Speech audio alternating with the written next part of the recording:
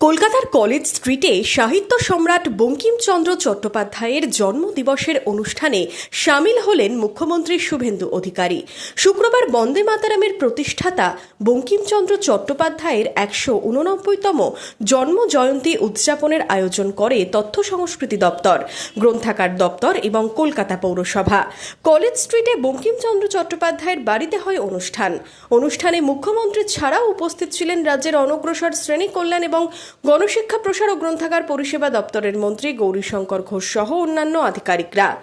আমি ঋষি বঙ্কিমচন্দ্রের সাহিত্য সম্রাটের বন্দে মাতরমের রচয়িতার তার পূর্ণ জন্ম দিবস অর্থাৎ আবির্ভাব দিবস আমি এখানে এসেছি গ্রন্থাগার মন্ত্রী, বিধায়ক, আধিকারিকদের নিয়ে।